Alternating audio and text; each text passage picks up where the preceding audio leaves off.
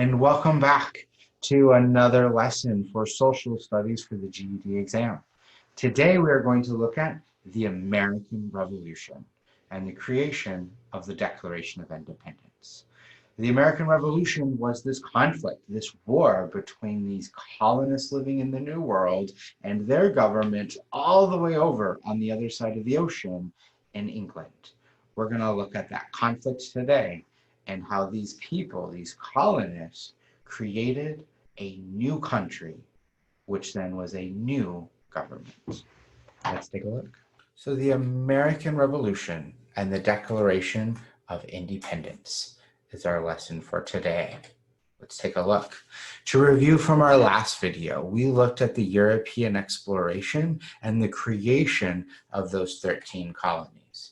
If you remember, we had all of these European countries that were traveling around the world exploring for new items, new goods, new foods. France was going all the way through Africa and all the way over to what is Canada today. Portugal went down to South Africa and over to what is Brazil today. Spain went all throughout South and Central America.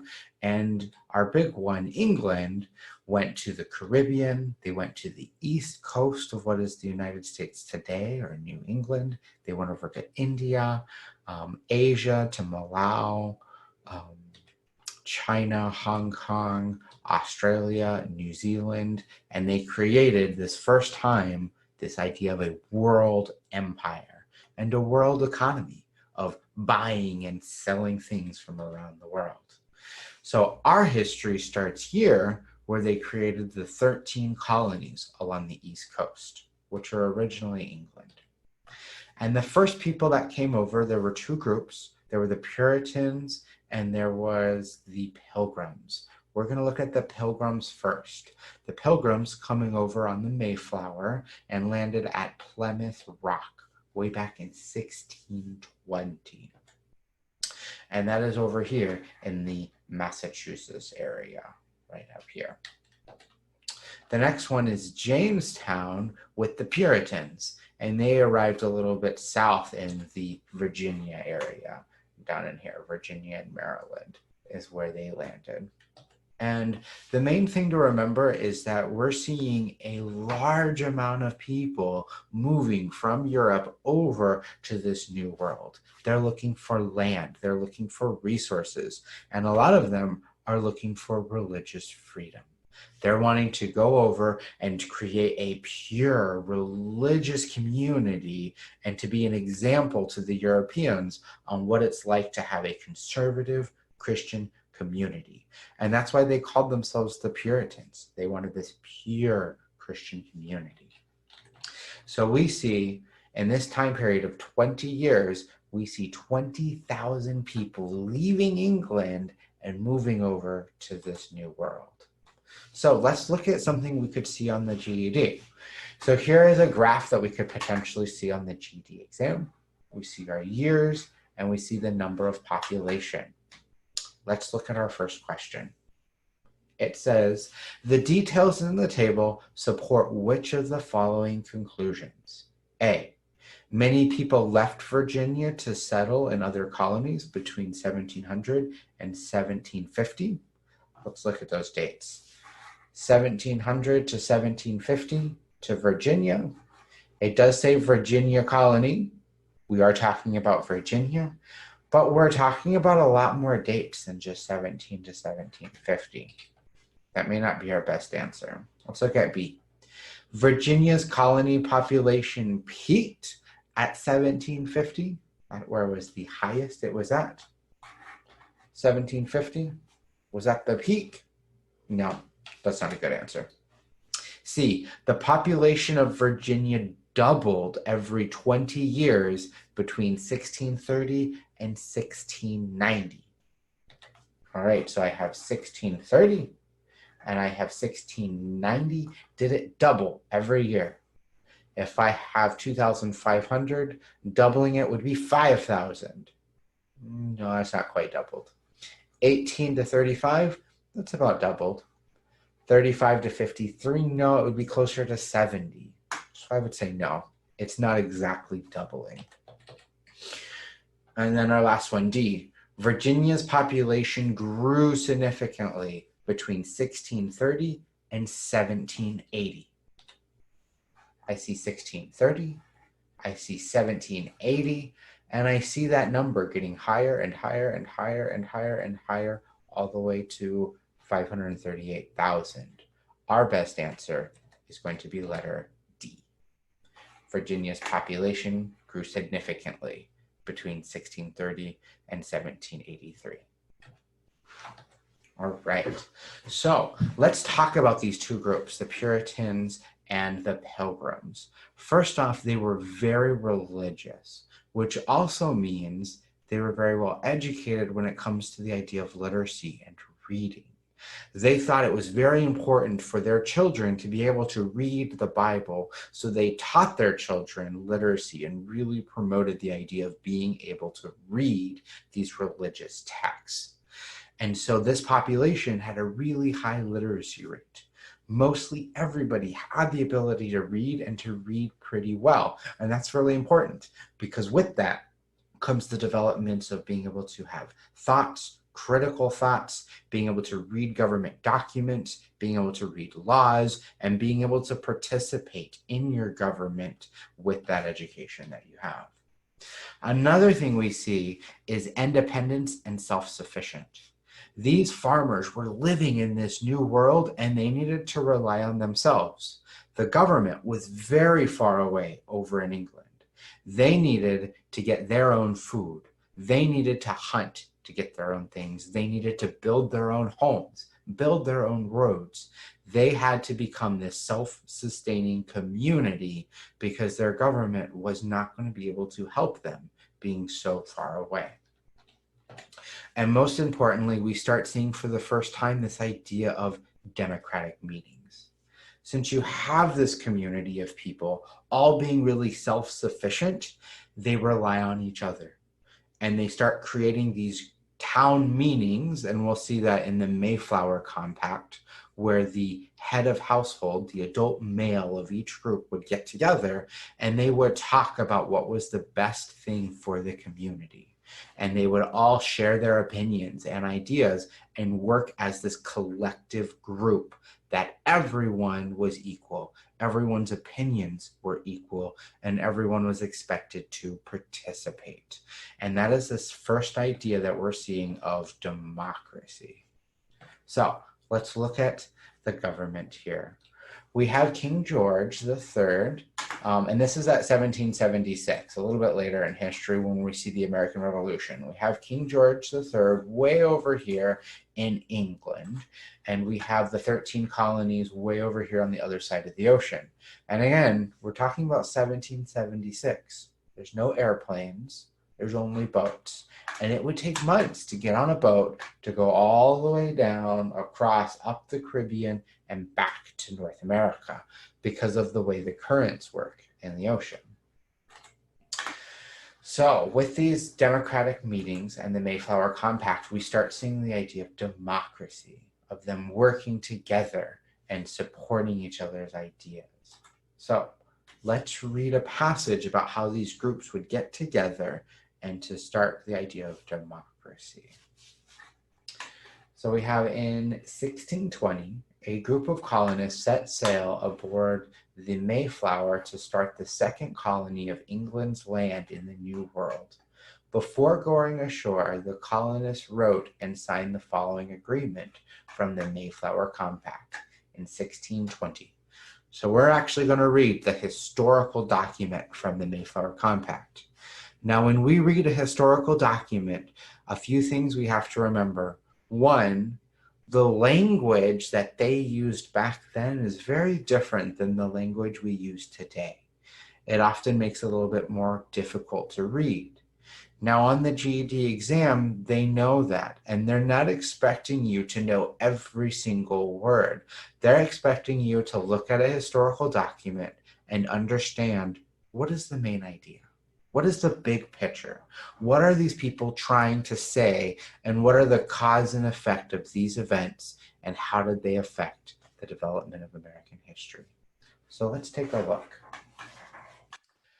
We whose names are underwritten, the loyal subjects of our dread sovereign Lord King James, having undertaken for the glory of God and advancement of the Christian faith and honor of our king and country, a voyage to plant the first colony in the northern parts of Virginia, do solemnly and mutually combine ourselves together into a civil body politic for our better ordering and preservation, to enact, constitute, and frame such just and equal laws, ordinances, acts, constitutions, and offices from time to time as shall be thought convenient for the general good of the colony, unto which we promise all due submission and obedience. All right, so looking at this passage, let's pull out a few words.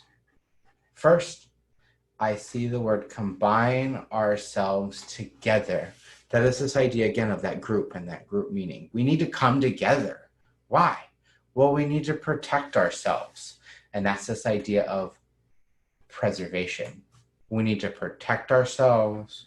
We need to order or organize ourselves. And all of it is for the general good of the colony. So this group, this civic body is what they call themselves. The civic body is getting together to act kind of like the government. They're going to organize or order the government. It's for their preservation or protection, and they're going to look at all of the just and equal laws. And again, we're seeing this mindset of equality, justice, the people decide.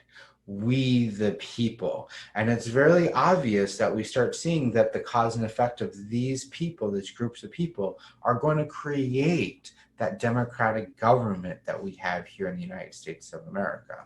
The idea of we the people, a government of the people, by the people, and for the people. All right, our first question. Which idea in U.S. history is expressed in the Mayflower Compact? The establishment of religious freedom, the growth of self-government, the cooperation between the colonies, or independence from England? Well, let's look. First, religious freedom. They talk about religion. They do talk about the advancement of the Christian faith. They talk about religion, but they already have it. Like, that's the reason why they're coming over. They're coming over for the glory of God and the advancement of the Christian faith. That's not the main idea of this text. If we look at C, the cooperation between the colonies, here it is just kind of talking about one, the general good of the colony. It's not talking about the colony in Boston and the colony in South Carolina and the colony in Virginia. It is, at this point, it is not talking about multiple colonies. We don't see them talking about multiple colonies. So we know C can't be a good answer. And D, independence from England. We do not see this idea of them being upset or unpleased with the English government yet. We will in history see that, but at this point, they are still the loyal subjects of our dread sovereign Lord King James. Like, they see them as being these sovereign subjects to the English government and the King of England. Therefore, the best answer we still have is B, the growth of self-government. And that is what we see. This idea of groups getting together, saying, hey, everyone is equal. We all get to share our opinions and our ideas, and it's creation, a group, a government of the people, by the people, and for the people. So let's fast forward. 140 years later, we have these people that are in this land that are well educated. They can read and write very well and participate in government. They're independent. They're used to protecting themselves, building their own homes, getting their own food. And they've been having now democratic meetings where everyone gets to voice their opinion, or at least adult males get to voice their opinions and to form the government. And they've been living this way for 140 years. Now we're going to start seeing conflict between these groups of people and the English government. King George III at this time has expanded his world empire around the entire world, has been participating in wars, and really doesn't have a lot of money right now. He's kind of in this economic crisis of they've traveled so much and they've built this huge empire and they need more money because they're stretched way so thin. There's the French and Indian War that they fought in, and all of this cost a lot of money. So the question is, how does a government get its money? How does a king get its money? How does a king get its money? And the question is through taxes. So he taxes the people. And that's exactly what is happening. The king, way over in England, creates a tax in 1764, the sugar tax. Anything with sugar, the colonists had to pay extra taxes that tax money went to the king to make money. Then the next year, there was the Stamp Act. Anything made out of paper, cards, letters, and books, anything with paper, you had to pay an extra tax in. Then another one, the Townshend Act, where it was paper, paint, lead, and glass was all taxed. And to the colonists, it's just one after another, after another. And then the Tea Act in 1776, and they're like every single year, more taxes and more taxes and more taxes. And we see this well-educated group of people that can read the laws, think critically, participate in their local government going, we don't like this. We don't like this idea at all. This is unfair. Like, why can't we have representation in the English government? Our government is so far away. They're not listening to us. They don't understand what we're really going through. And we see this conflict between the colonists and now the English government. And the colonists going, we really don't like this government. It's not working for us. And we see pushback. And at this point, the colonists are so fed up when the Tea Act happens that a group of colonists go onto one of the harbor boats, takes the boxes of tea, and throws it into the Boston Harbor. And this event is called the Boston Tea Party, where the colonists threw all of this tea into the Boston Harbor in revolt, saying, no, we're not going to buy your tea. We're not going to spend all of this tax money. It's unfair and it's unjust. Now the question is, how do you think King George III felt to that? He's like, I'm going to send soldiers. Nobody tells me no. Nobody ruins my products. No one doesn't pay me for my things. I'm going to send my soldiers and I'm going to show those colonists who's in charge. So on March 5th, 1770, we have this event happen. And we have all of these workers, these colonists. A lot of them are fishers, so they carry these batons because they make fishing ropes and they're checking the quality of the ropes. So you think of all of these workers coming home from a long day of work with their billy clubs. It's Boston and it's cold, it's wintertime, it's in March, so there's snow everywhere. And then you see soldiers on all of these corners trying to keep law and order, being like, no, these colonists cannot revolt. They can't do bad things like they did at the Boston Tea Party.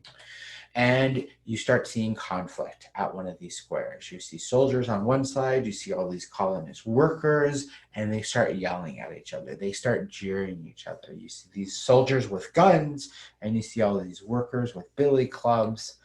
They have snowballs. Sometimes there's actually oyster shells inside the snowballs, and they must throw them and make fun of the soldiers.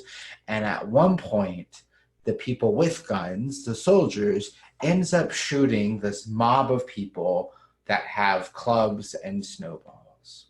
And they call it the Boston Massacre, where these British soldiers shoot upon these innocent civilians that were carrying clubs and snowballs. And were a lot more people and very angry and upset. Who was at fault? We don't know. That's kind of one of the debate topics of American history now, of who really started the Boston Massacre. But what we do know is 5 people died and 6 people were injured, even though it was a massacre, which is really interesting. And that happened here in Boston, Massachusetts. And at this point, we see some of the political leaders take this event and start spreading it through all of the 13 colonies. And they did it through propaganda, even by calling it the Boston Massacre. They were like, oh, the English soldiers just shot upon these innocent civilians in the streets. None of us are safe. We need to say no to this government now. We need a revolt. We need a revolution. We need to tell King George that, nope, we're not going to play this game anymore. We're actually going to create our own country. So they do that. We have the colonists over on this side here. So King George and the colonists way over. We have leaders like George Washington, Adams, Benjamin Franklin. They all get together and they write this letter saying, "Dear King George, we, the people, we do not want to be part of this government anymore. We believe in a form of government that is equality based on the people. And we're going to create this new democratic nation. And this nation is going to be called the United States of America. We are creating our own country." They take this letter and they then send it all the way over to King George. The question is, what is the name of this letter declaring the independence of these people? You got it. It is the Declaration of Independence. And their emphasis was life, liberty, and the pursuit of happiness. That as people, it was their right to pursue and to participate in the government to better their life, their liberty, and their pursuit of happiness. And they sent that over. Now the question is, how did King George III respond? He gets this letter, and my question is, how long did it actually take for the copy of the Declaration of Independence to make it all the way over to England in 1776? I mean, that had to take a really long time, right? But here's the question, how did he respond? Who tells a king no? Well, no one does. And so he's like, no. I need the money coming out of these colonies. I need the resources coming out of these colonies. These are my loyal subjects. No one tells me no. So he sends more soldiers over, and it starts this conflict, this war called the American Revolution. Now look at the dates. How many years did this conflict go on? 65, 75, 83, 18 years? 18 years this conflict goes on. I mean, that's most of our life for some of us, 18 years. That it's this long conflict. Because again, in 1776, and this time period, things happen really slowly. There's no technology, there's no fast communication, there is no airplanes, there's no fast transportation. If you want to get anywhere, just like we see in our picture here, you have to get there by boat or by horseback. You can only travel when the weather is nice. So that means you can only fight during the summer times. They would stop fighting every winter and then come back together every spring. It was a really long, drawn-out experience. And so here's our next GED question. The American Revolution. Let's look at the two different sides. So we see Britain, the government, we see the 13 colonies, and here's our different aspects. Population, money, army, leaders, location. Let's look to see who has more resources and the more advantage to win the war. Let's look at the population. Britain has a population of 12 million people. At this time, the colonies only have 2 million people. So a lot more people means a lot more fighters, a lot more soldiers. Money. England is the richest country in the world right now, with their economy stretched all the way over around the entire world, bringing in all of those goods and resources. The 13 colonies really have no money to support a war. They're really not a government. They haven't been collecting taxes. It is just the people. That's all they have. Army. Britain has a large, well-trained army that has been participating in wars around the world. Here, the 13 colonies have really willing, motivated people, but they are poorly equipped volunteers. Leaders. There are many skilled officers, again with experience, that have been participating in wars around the world. Here, there is a very few officers capable of leading a group of people. And then the location. Britain is a vast, strange island without nearby supplies, and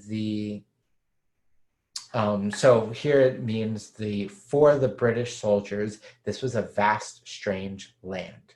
Because you think the British soldiers that were born and raised in England are now getting on a boat, coming all the way over to the 13 colonies, and everything is kind of strange and new to them. They really don't know. Where here in the 13 colonies at this time, everyone here has pretty much been born and raised in this land, and it is their home. They understand the rivers, they understand the streams, they understand where to find food, how to find food, and how to live because it is their home. They basically have home turf advantage. So, looking at this, who should win the war? Who has more money, more resources, more soldiers that are better trained?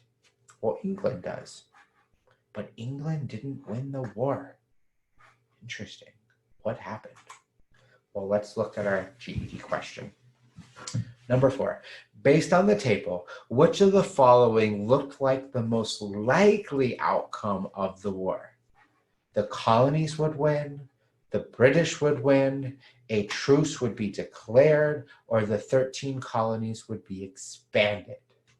And here, looking at this data, I would say B, the British would win. They have more people, more money, and better trained soldiers and leaders.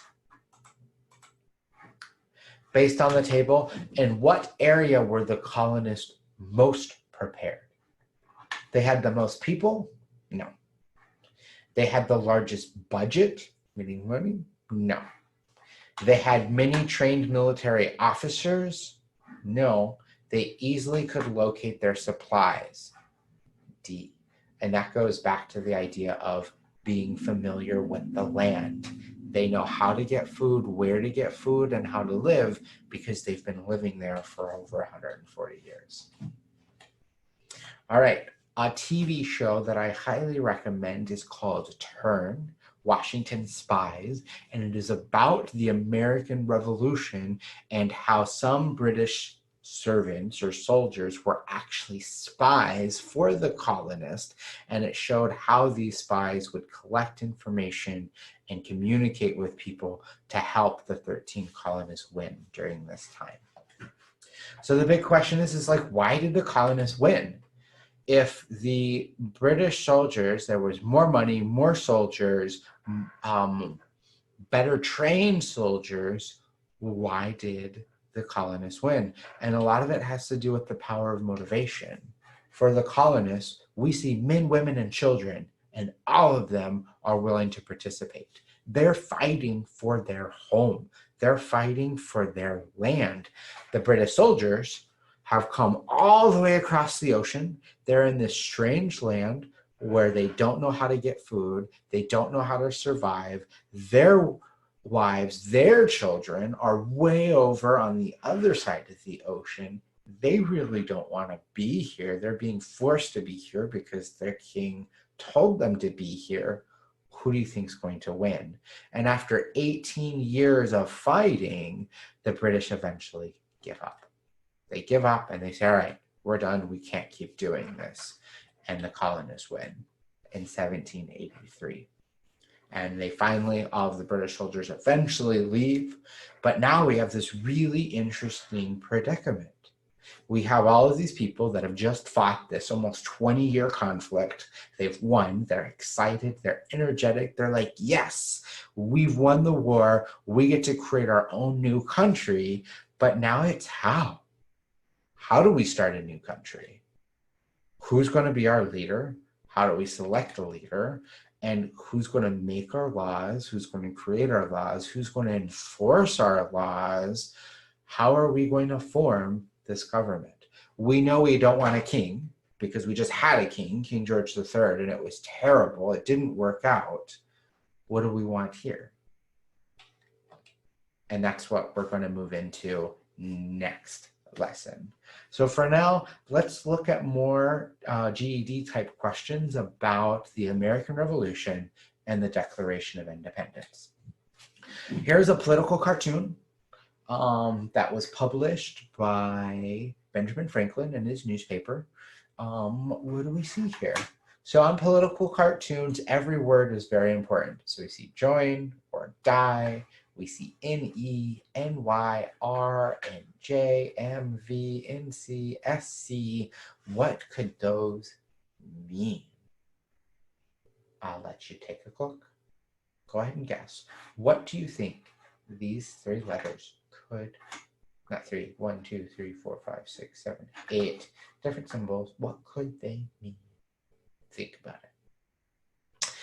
If you guessed the 13 colonies, you are absolutely correct. This NE stands for New England, which is a group of them. New England, Massachusetts, all that northeast corner was all considered New England, and it's several colonies. We have New York, we have Rhode Island, New Jersey, Maryland, Virginia, North Carolina, and South Carolina. All of these here. And what they're saying is they need to join together or they will die. If they are separate colonies, they will not be able to survive. And this propaganda was used right during the American Revolution to kind of bring the 13 colonies together, saying, hey, we need to be one complete working machine, or England's going to come through and just chop us up. They're going to chop us up and take all of our resources, and we're really not going to survive. So let's read. This political cartoon first appeared in Benjamin Franklin's Pennsylvania Gazette in 1754 and was widely reprinted. The pieces of the snake represent several colonies in the region of New England. At first, the cartoon referred to an early plan of untiding the British colonies in North America. Franklin thought that unified colonies could help Britain win the conflict with France over land west of the British colonies. Like the snake cut into pieces, the colony risked death by remaining separate. At the same time, many people believed a popular superstition that putting the pieces of a snake back together before sunset would bring the snake back to life. Later, after passage of the Stamp Act, and other events leading to the American Revolution, patriots revived the cartoon to support the case of independence. And that was our political cartoon. Here's another political cartoon. What do we see here? Who could this be here off to the right-hand side? Well, that would be King George. Absolutely. And who are these people over here? If you said the 13 colonies, you are absolutely correct. And the scissors representing the idea of cutting or separating between the English government and the 13 colonies. And the Declaration of Independence, life, liberty, and the pursuit of happiness. Let's read. War between Britain and its colonies began on April 19, 1775, but few Americans wanted to break from Britain. Instead, most colonies wanted to gain rights under the British government.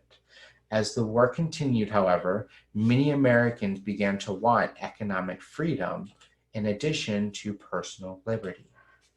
On April 12, 1776, North Carolina's delegates voted for independence, and a month later, Virginia delegates did the same. In June 1776, a committee created a document entitled the Declaration of Independence that explained the need for independence. Now we're going to read the actual passage from the Declaration of Independence. Again, keeping in mind, we're not going to understand everything. They're going to use words that we do not use today, and what the GED exam is asking us to do is to understand the main idea. What is the big picture? Let's take a look. We hold these truths to be self-evident, that all men are created equal, and they are endowed by their Creator with certain unalienable rights, that among these are life, liberty, and the pursuit of happiness, that to secure these rights, governments are instituted among men, deriving their just powers from the consent of the governed,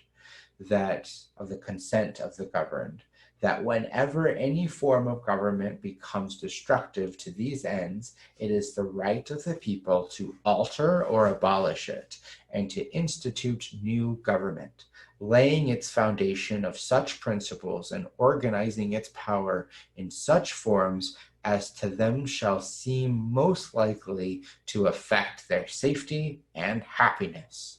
Let's look at our GED question. The details in the passage support which of the following main ideas? When war broke out in 1775, the colonists wanted to be independent of Britain. B.